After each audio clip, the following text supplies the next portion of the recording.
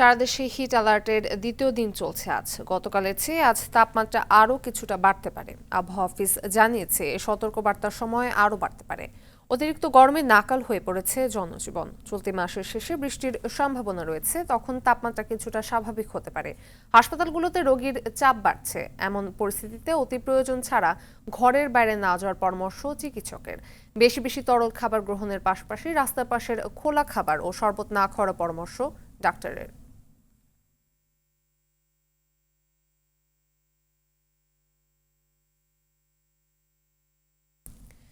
এদিকে অব্যাহত তীব্র তাপদাহে বিপর্যস্ত হয়ে পড়েছে চুয়াডাঙ্গার জীবন। গতকাল সোমবার দেশের সর্বোচ্চ তাপমাত্রা রেকর্ড করা হয় চুয়াডাঙ্গায় 40.6 ডিগ্রি সেলসিয়াস। সকাল থেকে সূর্যের তাপে উত্তপ্ত হয়ে উঠেছে জেলার জনপদ। দিনের মতোই থাকছে রাতের তাপমাত্রা। দিন ও রাতের তাপমাত্রা খুব বেশি পার্থক্য না থাকায় দুর্বিষহ হয়ে পড়েছে এখানকার জনজীবন। এদিকে আরও কয়েকদিন এই তাপমাত্রা বিরাজ করবে বলে জানিয়েছে স্থানীয় আবহাওয়া অফিস।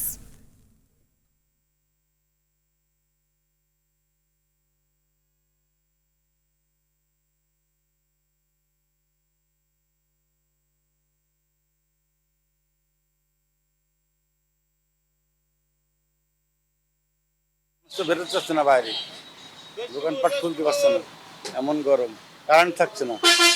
খুব কষ্টের মধ্যে আছি। যাহাই গরম, পুরো পেহেন্দার রাস্তাঘাটে বেরোছে না, রোডের গরমের জ্বালায়। ছামাই বসবো, ছামাইও শান্তি নেই, যা গরম। গরমের জ্বালায় গায়ে হাতে ফুসকা পড়ে যাওয়া অবস্থা হয়ে যাচ্ছে। এ বিষয়ে আরও জানাতে চুয়াডাঙ্গা থেকে সরাসরি যোগ দিচ্ছেন সহকর্মী জহির আহান সোহাগ। জহির, আমাদের জানাবেন যে চুয়াডাঙ্গার আবহাওয়ার কি তথ্য আছে, আর সেই সঙ্গে যুক্ত করবেন যে তাপদাহে আসলে জনজীবনে কি প্রভাব দেখছেন।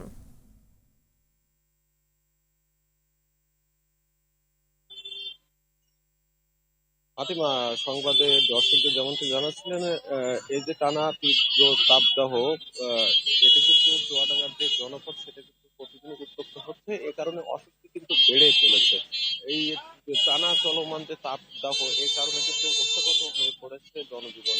বিশেষ করে আমরা দেখেছি প্রাণীকুলের ভিতরেও কিন্তু একটা প্রভাব পড়েছে। বিশেষ করে গবাদি পশু বা গৃহপালিত যে প্রাণীগুলো আছে তারা সেগুলো অসুস্থ হয়ে পড়ছে এবং মারাও যাচ্ছে। সেক্ষেত্রে কিন্তু প্রাণী সম্পদ বিভাগ আমরা দেখেছি যে বেশ উদ্যোগ নিয়েছেন এবং বিভিন্ন পরামর্শ দিচ্ছেন চাষীদের। আর এই তীব্র তাপদাহের কারণে কিন্তু আমরা দেখেছি যে একটু ছায়া পেলেই কিন্তু যারা খেটে খাওয়া ছিটমূল মানুষ আছেন তারা কিন্তু এসে ছায়ায় আশ্রয় নিচ্ছেন, একটু শান্তির আছে। কিন্তু ভাবছা গরমের কারণে তা কিন্তু সম্ভব হচ্ছে না, সেখানেও কিন্তু শান্তি নেই বলে জানিয়েছেন তারা। আর পুকুর বা নদী নালায় সেখানে কিন্তু মানুষ একটু শান্তির আছে, কিন্তু সেখানে গোসল করে একটু শান্তি খুঁজছেন। তবে তারপরে আবারও কিন্তু তাপমাত্রা সেই শান্তি কিন্তু বিনষ্ট করছে, মাত্রা সেই শান্তি কিন্তু বিনষ্ট করছে। তো আবহাওয়া অফিস তেমন কোনো সুখবর দেয়নি। এই তাপ প্রবাহ আরো কয়েকদিন চলতে পারে বলে জানিয়েছে স্থানীয় আবহাওয়া অফিস। তবে বৃষ্টির কোনো সম্ভাবনা নেই বলেও আবহাওয়া বার্তায় বলা হয়েছে। এই তীব্র তাপদাহ কিন্তু আমরা দেখছি যে শিশু ও বয়স্করা কিন্তু বেশি আক্রান্ত হচ্ছেন। বিশেষ করে চুয়াডাঙ্গা সদর হাসপাতাল সহ যে উপজেলা স্বাস্থ্য কমপ্লেক্স গুলো আছে সেখানে কিন্তু ভিড় লেগেই আছে। তো এই ছিল চুয়াডাঙ্গা থেকে আমার কাছে আবহাওয়া সর্বশেষ। ধন্যবাদ। হিট আইল্যান্ডে পরিণত হয়েছে ঢাকা।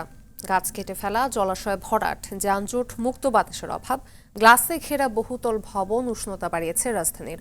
নগর পরিকল্পনাবিদরা জানান এসবের জন্য অপরিকল্পিত নগরায়ণ দায়ী। পর্যাপ্ত গাছ লাগানো, জলাধার সংরক্ষণ, এসি ব্যবহার নিয়ন্ত্রণ সহ দীর্ঘমেয়াদী পরিকল্পনা নিলে এমন তাপদাহ থেকে রক্ষা পাওয়া সম্ভব। এয়ার বাদলের রিপোর্ট। প্রচণ্ড রোদে পুড়ছে পিচ ঢালা পথ। গরম থেকে বাঁচতে পানিতে নেমে ঝাপাঝাপি করে শীতল হওয়ার চেষ্টা শিশুদের। গরমে তৃষ্ণার্ত প্রাণী বারবার পানি পান করে অস্থিরতা থেকে বাঁচার চেষ্টা করছে।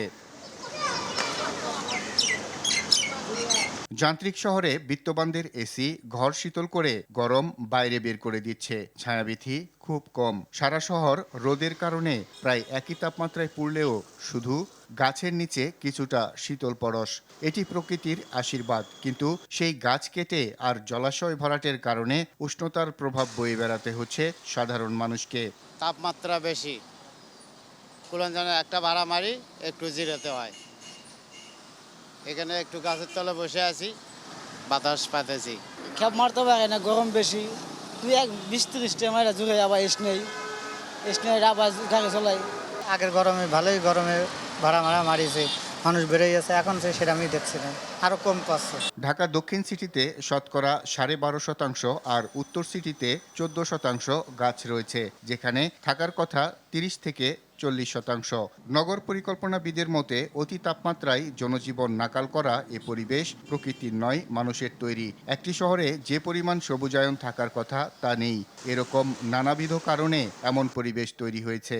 ঢাকাকে এই হিট আইল্যান্ড বা হাইল্যান্ড সিঙ্ক করার এই যে প্যাথল তৈরি করা, এটার অন্যতম প্রধান কারণ শহর থেকে গাছকে, বনায়নকে, উঠোন ভিত্তিক নগরায়নকে, বৃক্ষশোভিত নগরায়নকে সম্পূর্ণরূপে অস্বীকার করা। তিনি জানান, সবুজায়ন বাড়ানোর পাশাপাশি এখনই সচেতন হয়ে টেকসই পরিকল্পিত স্থায়ী পদক্ষেপ গ্রহণ এবং বাস্তবায়ন করা ছাড়া এমন পরিস্থিতি থেকে বের হওয়ার উপায় নেই। ব্যক্তি পর্যায়ের ছাদ বাগান থেকে বারান্দা বাগান থেকে শুরু করে তার আঙিনা বাগান থেকে শুরু করে সমস্ত নগরীতে পরিকল্পিত সবুজায়নের ব্যবস্থা করা। একই সঙ্গে যতটুকু জলাধার এবং জলের ধারা বা খালগুলো রয়েছে দ্রুততম সময়ে বাস্তবায়ন প্রকল্পের মধ্যে দিয়ে তাদের পারস্পরিক সংযোগ নিশ্চিত করে উদ্ধার করা। এই 3টি কাজের মধ্যে দিয়ে বিরাট পরিবর্তন হতে পারে আগামী 3 বছরে, এবং এই পরিবর্তন ছাড়া এই উত্তপ্তিকরণের বিপরীতে প্রতিরোধ গড়ে তোলা প্রায় অসম্ভব। এজন্য নীতি নির্ধারকদের পাশাপাশি সরকারি, বেসরকারি সবগুলো সংস্থা ও প্রতিষ্ঠানগুলোর ভূমিকা গুরুত্বপূর্ণ বলে মনে করেন সংশ্লিষ্টরা। AR বাদল, RTV, ঢাকা। প্রধানমন্ত্রী শেখ হাসিনার সঙ্গে আজ বৈঠক করবেন কাতারের আমির Sheikh Tamim bin Hamad Al Thani. সকাল 10:15টায় তেজগাঁও প্রধানমন্ত্রী কার্যালয়ে বৈঠক অনুষ্ঠিত হবে। দুই শীর্ষ নেতার বৈঠকের পর দুই দেশের মধ্যে চুক্তি ও সমঝোতা স্মারকগুলো সই হবে। সোমবার বিকেল 5টায় ঢাকায় আসেন কাতারের আমির। বিমানবন্দরে তাকে স্বাগত জানান রাষ্ট্রপতি মোহাম্মদ শাহাবুদ্দিন। কাতারের আমিরের সফরে দুই দেশের মধ্যে 11টি চুক্তি ও সমঝোতা স্মারক সই হবে। এর মধ্যে 6টি চুক্তি ও 5টি MOU রয়েছে। তার সফরে বাণিজ্য বিনিয়োগের পাশাপাশি ইরান ইসরায়েলের সংঘাতের ফলে সৃষ্ট মধ্যপ্রাচ্যের বিশেষ পরিস্থিতি নিয়ে আলোচনা হবে। আজ দুপুরে রাষ্ট্রপতির সঙ্গে বঙ্গভবনের সৌজন্য সাক্ষাৎ করবেন এবং মধ্যাহ্নভোজে অংশ নেবেন কাতারের আমির। এরপর সন্ধ্যায় বিশেষ বিমানে ঢাকা ত্যাগ করবেন তিনি।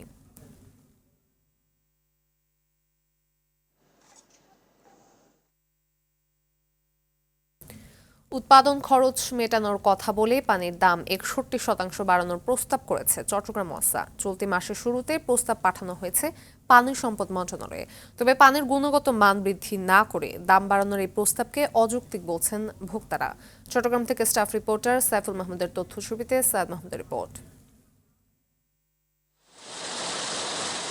নতুন প্রস্তাব অনুযায়ী আবাসিক সংযোগে 1000 লিটারের প্রতি ইউনিট পানির দাম 18 টাকা থেকে বাড়িয়ে 29 টাকা করা হয়েছে।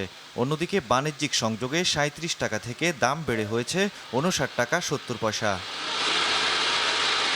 গত 14 মার্চ ওয়াসার বোর্ড সভায় সংস্থাটির বাণিজ্যিক বিভাগ এই প্রস্তাব উপস্থাপন করে।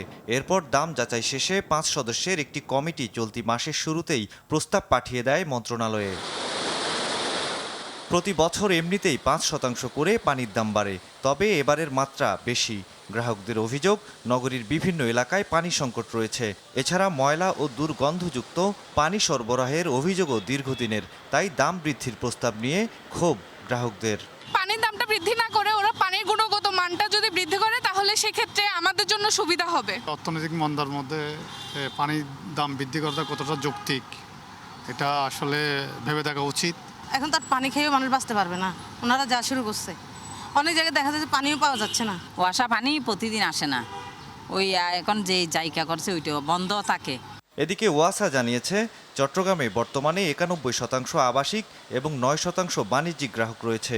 প্রতি 1000 লিটার পানির গড় বিক্রয় মূল্য 19.71 টাকা, কিন্তু পানির উৎপাদন ব্যয় 31.8 টাকা। প্রতি 1000 লিটারে 12 টাকার এই ঘাটতি পূরণ সহ আনুষঙ্গিক কারণেই পানির দাম বৃদ্ধির প্রস্তাব করা হয়েছে। প্রতিষ্ঠান যে সমস্ত লোন সরকারের কাছ থেকে নিয়েছে, বিদেশের কাছ থেকে নিয়েছে, এগুলো আমাদের এই বছর থেকে পেমেন্ট শুরু করতে হবে, কারণ পূর্বে আমরা অনেক লোন নিয়েছি সেগুলো। তো এই শুরু করতে গেলে এখন আপনি যখন এগুলো দিতে যাবেন তখন আপনি এই অবস্থায় এই রেটে আপনি তো ওয়াসার খরচই চালাইতে আপনার কষ্ট হচ্ছে। সেই মুখ্য উদ্দেশ্য হলো এটা, যে এই প্রতিষ্ঠানকে স্বাবলম্বী করে তোলা। সৈয়দ মাহমুদ, RTV। সারা দেশে হিট অ্যালার্টের দ্বিতীয় দিন চলছে আজ। দর্শক, এই মুহূর্তে রাজধানীর আগারগাঁও আছেন সহকর্মী সেলিম মালিক, সরাসরি যুক্ত হচ্ছেন তিনি।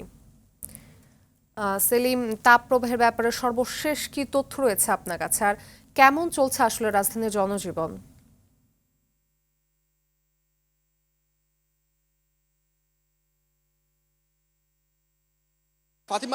ফাতিমা এই আবহাওয়ার কিন্তু তীব্র এই যে তাপপ্রবাহ, এই তাপপ্রবাহের কারণে কিন্তু জনজীবন অতিষ্ঠ হয়ে উঠছে। এবং এই মুহূর্তে কিন্তু আমরা যেটি দেখতে পাচ্ছি যে এই মুহূর্তে আমার weather.com-এর যে অ্যাপসটি রয়েছে সেখানে দেখা যাচ্ছে এখন 33 ডিগ্রি সেলসিয়াস এই মুহূর্তে তাপপ্রবাহ চলছে রাজধানী ঢাকার আমি যেখানে অবস্থান করছি আগারগাঁতে। এবং এটি কিন্তু মানুষের গায়ে আসলে এই যে তাপমাত্রা এটি কিন্তু অনুভব হচ্ছে প্রায় 37 থেকে 38 ডিগ্রি সেলসিয়াস।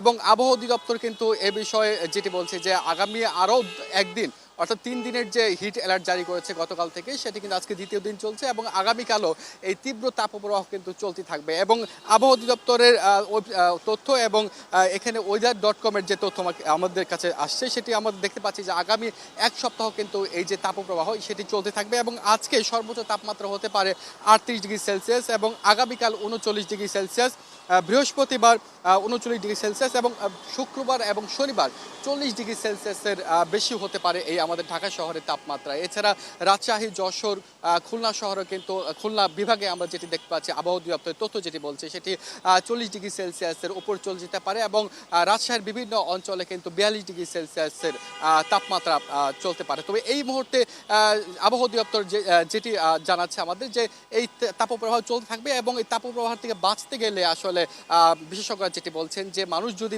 ঘরে থেকে বের হয় তাহলে ছাতা নিয়ে বের হতে হবে এবং পর্যাপ্ত পানি পান করতে হবে, তরল জাতীয় খাবার খেতে হবে এবং শাকসবজি ফলমূল খেতে হবে এই পুষ্টি বাড়ানোর জন্য মানুষের শরীরে।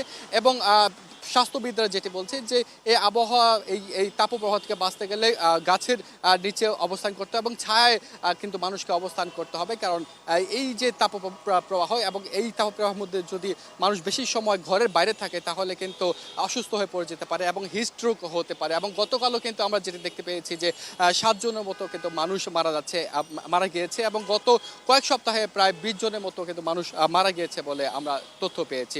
তবে এই আবহাওয়া অধিদপ্তরের তথ্য যেটি বলছে যে আগামী এক সপ্তাহের মতো কিন্তু এই তাপপ্রবাহ চলতে থাকবে এবং এক সপ্তাহ পরে হয়তো বৃষ্টি এসে এই তাপমাত্রা কিছুটা কমে দিতে পারে। তো ফাতিমা, এই ছিল আমার কাছে আবহাওয়া অধিদপ্তরের খবর। ধন্যবাদ। মিরপুরে মহিলা হোস্টেলের ছাদ থেকে লাফিয়ে পড়ে মোস্তফা শাহরিয়ার উৎস আত্মহত্যা করেছেন। দীর্ঘ 6 মাস ধরে পুরুষ পরিচয় গোপন করে রাদিয়া তেহরিন উৎস নাম ধারণ করে ওই হোস্টেলে থাকতেন তিনি। সহপাঠীরা জানান একাকী থাকতে পছন্দ করলেও তাকে মেয়ে হিসেবেই জানতেন তারা। সুফিয়ান ফারাবির রিপোর্ট, জানাচ্ছেন এয়ার বাদল।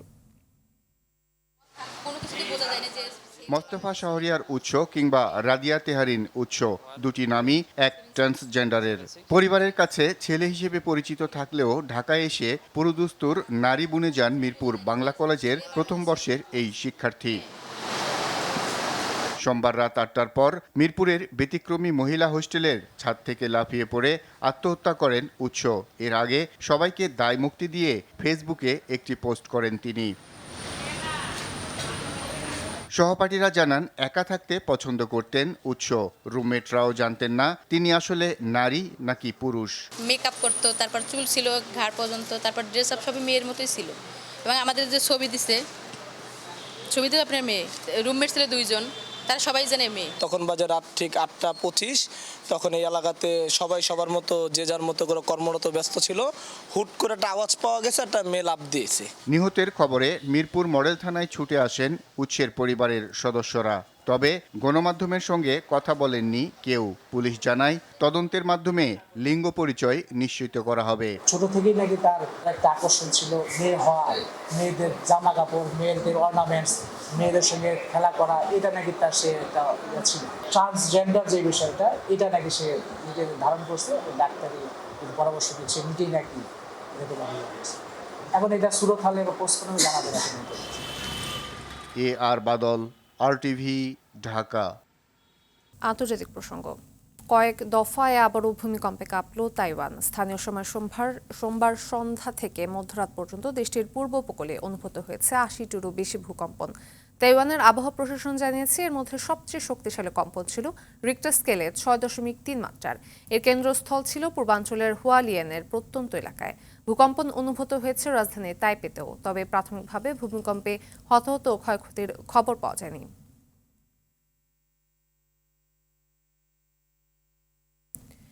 চীনে ভারী বৃষ্টিপাতের ফলে সৃষ্ট ভয়াবহ বন্যা দেখা দিয়েছে ব্যাপক বিপর্যয়। গেল কয়েকদিনের টানা বৃষ্টিতে এখন পর্যন্ত নিহত হয়েছে অন্তত ৩ জন, নিখোঁজ রয়েছেন আরও ১১ জন। এছাড়া বন্যার কবলে পড়া প্রায় ৬০,০০০ মানুষকে নিরাপদ আশ্রয়ে সরিয়ে নেওয়া হয়েছে।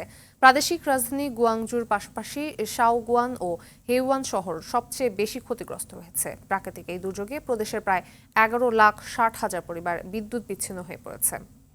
গাজায় গেল কয়েকদিনে সন্ধান মেলল একাধিক গণকবরের। এই ঘটনাকে অত্যন্ত দুঃখজনক মন্তব্য করে অবিলম্বে স্বাধীন ও বিশ্বাসযোগ্য তদন্ত দাবি করেছেন জাতিসংঘের মুখপাত্র স্টিফেন ডুজারিক। এদিকে ৭ অক্টোবর হামাসের হামলায় জাতিসংঘের ফিলিস্তিনি শরণার্থী বিষয়ক সংস্থা UNRW এর জড়িত থাকার বিষয়ে প্রমাণ দিতে পারেনি ইসরায়েল।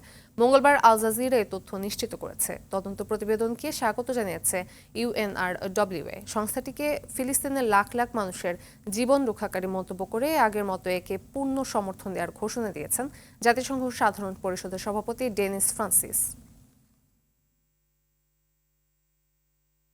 সকালের সংবাদ এই পর্যন্ত। সর্বশেষ সংবাদ জানতে যে কোনো মোবাইল ফোন থেকে 24141 নম্বরে ডায়াল করুন। মধ্যাহ্নের সংবাদ ১২টায় দেখার আমন্ত্রণ রইল। ধন্যবাদ সবাইকে।